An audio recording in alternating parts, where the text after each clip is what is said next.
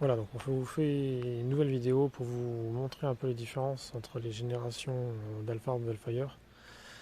Donc à gauche en gris, vous avez donc ce qu'on appelle communément les séries 10, donc les premières générations d'Alphard, et donc à droite les deuxièmes générations, donc les séries 20.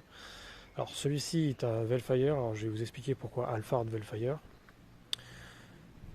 Donc dans les premières générations, donc comme le gris que vous avez ici, il s'était appelé Alphard G, Alphard V.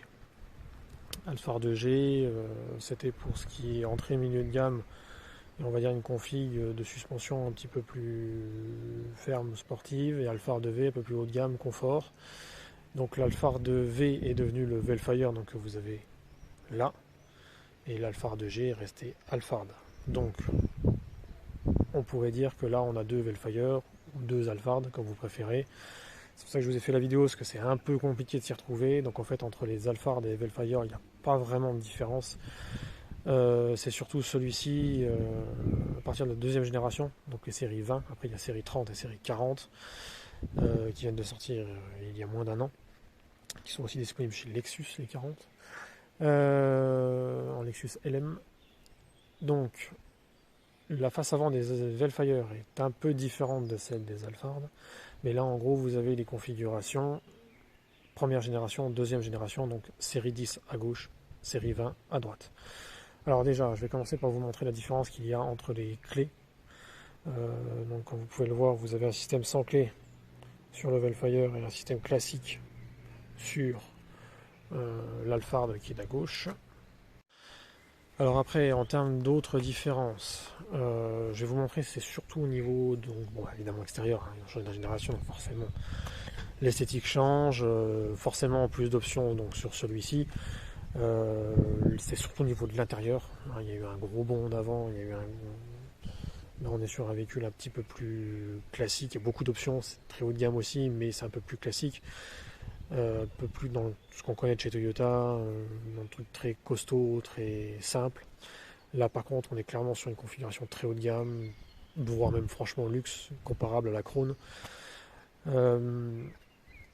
Euh, voilà, après, donc on peut avoir tout de suite beaucoup plus d'options sur celui-ci.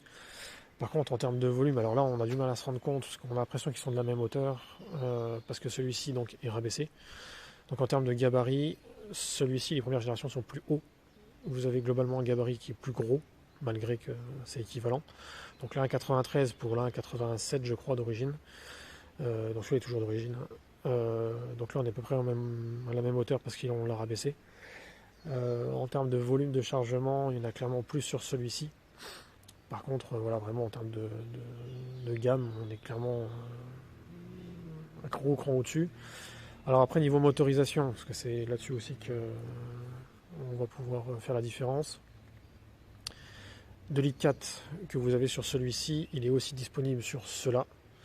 Par contre, le V6 qu'il y a sur celui-là, le V6 3,5 litres de 280 chevaux, n'est pas disponible sur cela. Là, c'est un V6 3 litres. Donc, comme j'ai dit dans la vidéo de celui-ci, V6 3 litres avec courroie de distribution. Là, c'est V6 3 litres 5, 280 chevaux, chaîne de distribution. Voilà. Donc après, celui-ci, même principe, dispo en 2 litres 4, donc comme je vous ai dit, et en 2 litres 4 hybride. Donc l'hybride en 4 motrices. Ceux-là, 2 ou 4 motrices, que ce soit V6 ou 2 litres 4 non hybride, on les a en 2 ou 4 motrices, comme vous préférez. Ceux-là, on les a donc avec des configurations comme celui-ci que je vous ai déjà montré, donc je vous conseille d'aller revoir la vidéo de celui-là, avec des sièges capitaine avec système ottoman, etc., très haut de gamme. Ceci existe aussi en configuration 8 places, qu'on peut homologuer 8 places parce que c'est 8 ceintures 3 points avec 8 appuis-têtes. Donc, comme je vous ai dit dans la vidéo de celui-ci, qui est aussi un 8 places, homologué 8 places, les normes ont changé depuis. Donc on ne pourra plus homologuer cela en 8 places à cause des normes à la con.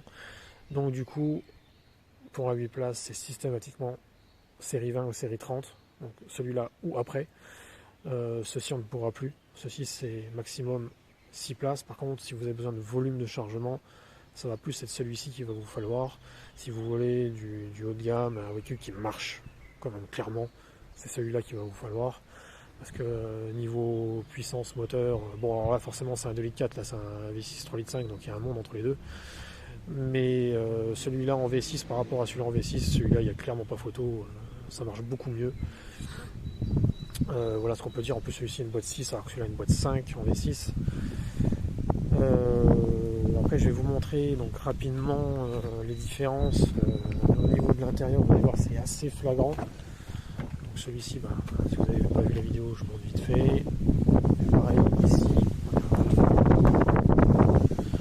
Voilà, là, vous pouvez voir tout de suite. Alors déjà celui-ci est en intérieur noir. Il faut savoir que ceux-là n'existent pas en intérieur full noir comme celui-ci. Ça aussi c'est à prendre en compte. Et là, comme vous pouvez voir, on est sur des définitions quand même beaucoup plus récentes, un peu plus haut de gamme. Et donc avec les fameux sièges, hein. Donc, je vous conseille d'aller voir la vidéo de celui-ci si ça vous intéresse. En plus celui-ci, bon bah il y a... voilà. Bon après, celui-là existe aussi avec les tout ouvrants et les écrans déportés. Donc tous les deux sont en porte latérale électrique coulissante avec commande à distance si besoin est. Donc celui-ci a par exemple le coffre arrière électrique. Alors ceux-là ils existent aussi avec le coffre arrière électrique, mais c'est un peu plus rare, un peu plus compliqué à trouver. Alors je vais refermer pour vous montrer un peu les lignes de caisse, la différence.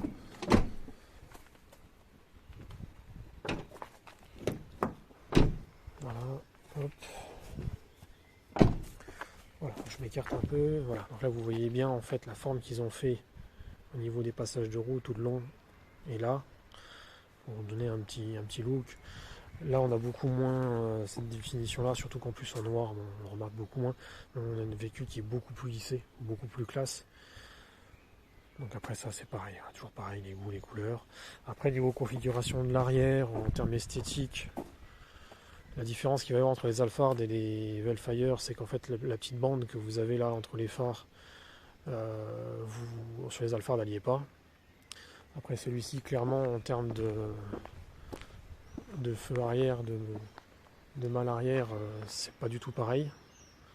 C'est beaucoup plus massif, beaucoup plus anguleux. Là on est beaucoup plus sur quelque chose de rond, voilà, un petit peu plus travaillé, un petit peu plus joli quoi. Après tout dépend ce que vous préférez après comme look, comme configuration. Voilà après ce qu'on peut en dire en termes de différence. Alors après niveau de tarif, parce que c'est là qu'en fait les différences vont se faire le plus.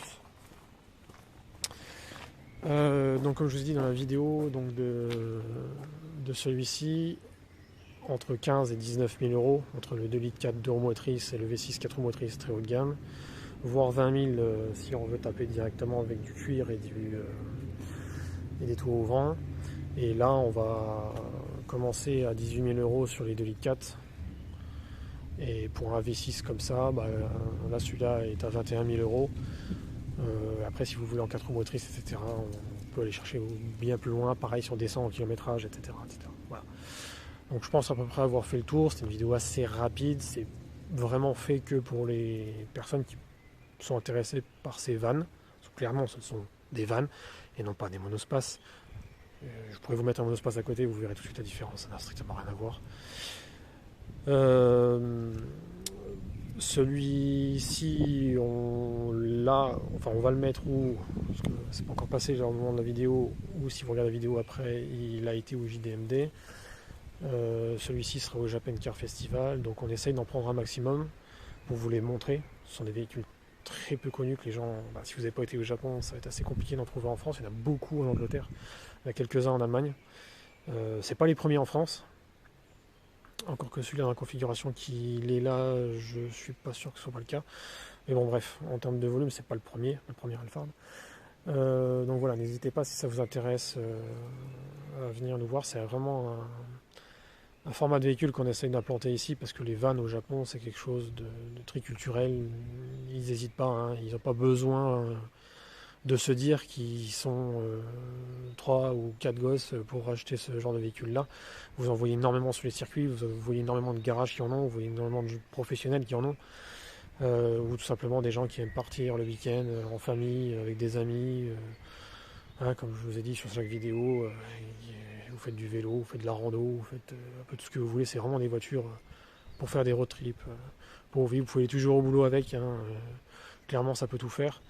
Donc c'est vraiment l'utilité de ces véhicules-là. Ce sont des véhicules voilà, qui sont pas trop dans les standards de la société actuelle, mais voilà, moi je pense que quand on aime le principe même des véhicules japonais et qu'on veut pas avoir les mêmes choses que les voisins, ben, je pense que ça peut être vraiment des super super voitures. Et moi qui suis très sportive, très préparation, très piste, ben, voilà. Moi j'ai celui-là, j'ai aussi un Odyssey, et pourtant j'ai qu'un seul enfant. Voilà. Bon, on a le stand, voilà. Comme je vous dis dans la vidéo de celui-ci, nous on en a besoin ben, quand on va peu importe les containers qui sont blindés de pièces ou pour d'autres choses, voilà. Clairement, celui-là, il prend toute son utilité. Et puis quand bien même, après, ça reste des véhicules hyper confortables. Donc après, même si vous avez des problèmes de dos, etc. Puis voilà, sur les événements, honnêtement, même les gens qui ne sont pas attirés par ce genre de véhicule, ils les regardent parce que bah, vous en verrez pas beaucoup. Donc voilà, si vous aimez rouler atypique, différent, bah, JDM, il y a ce qu'il faut là. Allez, salut!